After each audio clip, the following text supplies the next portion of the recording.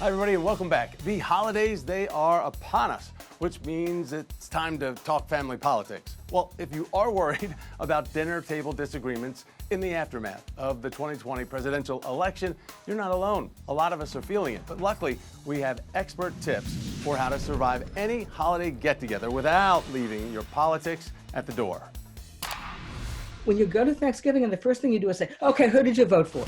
2020 may be coming to a close, but 39% of Americans say that there's political diversity in their family, so you can bet the election is on the menu this holiday season. In fact, you may be dreading the talk with a relative on the opposite end of the political spectrum, and Dr. Jeannie Safer knows why.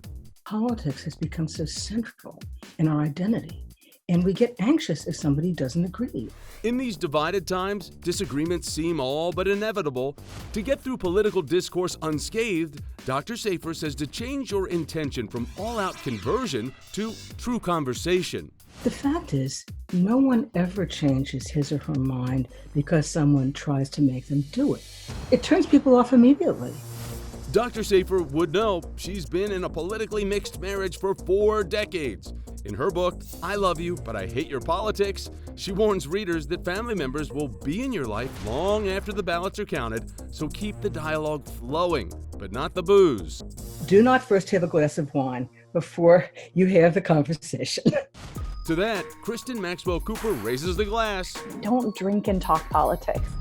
It's no secret, if alcohol is flowing, it's more than likely an already difficult conversation could turn sour. That's why the editor-in-chief of The Knot says it's okay to call a ceasefire. Don't feel like you have to leave the table agreeing on something. We can't let politics tear us apart, or else the bad guys win. I absolutely agree. And the bad guys could be left or right. Well, I disagree with that. Take a note from Geraldo and Erica Rivera. They've made their politically at-odds partnership work for 20 years and counting.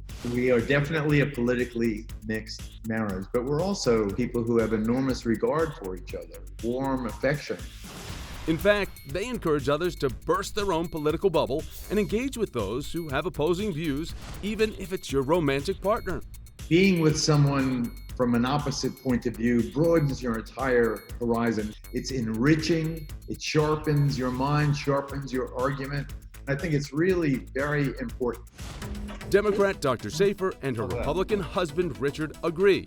If you're searching for a holiday sweetheart, don't ice someone out just because they belong to a different political party. First lesson is you're not married to their political choices, you're married to them. And perhaps that's the best advice of all. Remember, your relative, your spouse, or even your new love interest is more than just their political party. He makes me crazy, and life is insane together, but it's insane in a good way and in a crazy way. And I love her. Of course, with COVID cases on the rise, we do encourage our viewers to keep family gatherings to under 10 people or less this holiday season. And hey, maybe that's going to spare you a sparring match or two around the table with your in-laws. Now, there's much more Daily Mail TV ahead, including one impressive dog trick, and that's coming up in our Daily Mail Click.